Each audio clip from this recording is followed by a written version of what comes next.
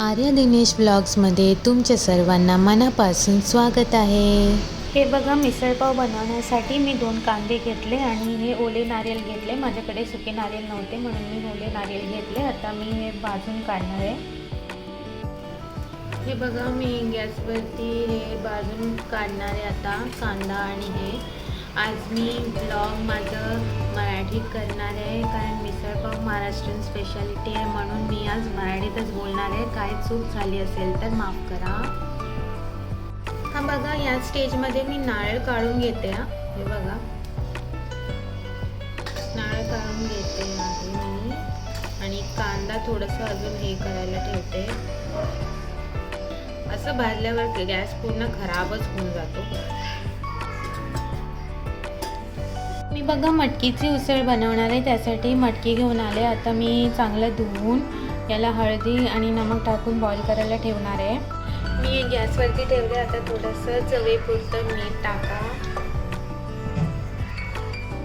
आणि थोडीशी हळदी पावडर आणि त्याला बॉईल होऊ द्या। हे बघा, कांदा भाजून झालेला आहे। आता मी काढून घेते। बघा, वाटण करण्यासाठी थोडंसं कोथिंबीर घेतलं मी आणि अद्रक लसूण घेतला।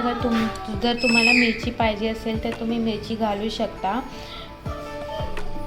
मी सगळं वाटण या मसाला याच्या मिक्सरमध्ये टाकलेला आहे। आता मी याचा पेस्ट बनवून घेते। हे बघा, पेस्ट बनवून रेडी झालेला आहे। आता आपण पुढचं प्रोसिजर पाहूया। हे बघा, माझी मटकी बॉईल करून झालेली आहे, एकदम पकली आहे ती।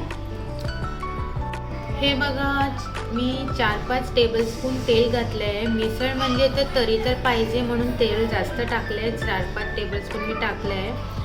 तुम्ही किती टाकायचे ते तुमच्या प्रमाणावरती तुम्ही टाका।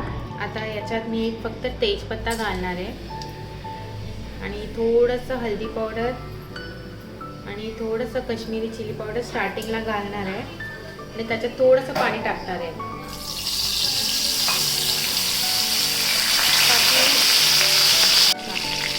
पाणी टाकल्याने काय होतं माहिती आहे का, ते मसाला आपण ते टाकले ना ते जळत नाही आणि टेस्ट येते चांगली। आता मी टाकणार आहे वाटण याच्यामध्ये।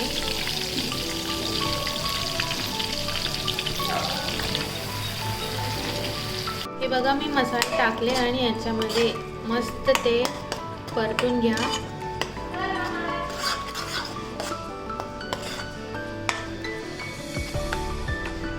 आता याला झाकून ठेवा तोपर्यंत हा मसाला पकत। चला खोलून बघूया। बघा, हे बघा, मस्त किती तेल सुटलंय। आता याच्यामध्ये आपण टाकूया मसाले। पाणी गरम करायला ठेवलं आहे मिसळमध्ये टाकायला। गरम पाणीच टाकायला पाहिजे मिसळला। हे बघा, मी आता टाकते थोडंसं आगरी मसाला टाकते याच्यामध्ये आणि थोडंसं टाकते मिसळ मसाला। याची रेसिपी मी तुम्हाला नंतर लिंकमध्ये देणार की कसं बनवायचं घरी ते। बघा, सगळे मसाले प्रॉपरली मिक्स केलेत मी। आता मी याच्यात टाकते थोडंसं कोथिंबीर।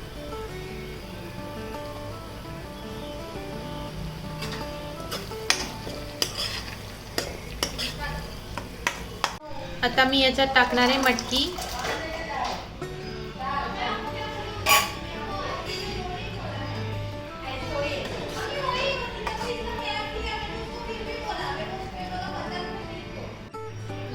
हे बघा, किती मस्त वाटतंय। कलर बघा किती छान आले।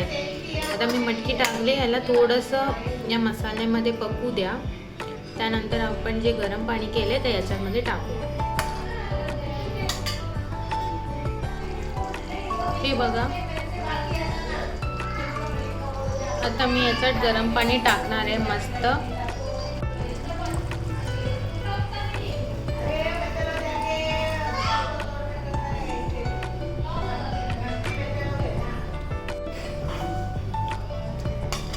हे बघा, मी पाणी टाकले गरम गरम। बघा किती मस्त तरी आली वरती।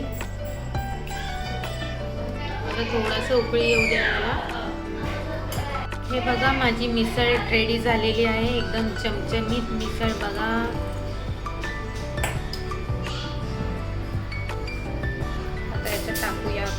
कोथिंबीर,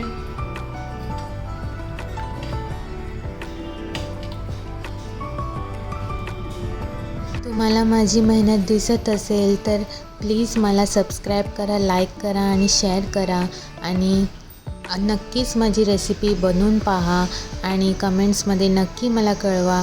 थँक्यू. Bye bye.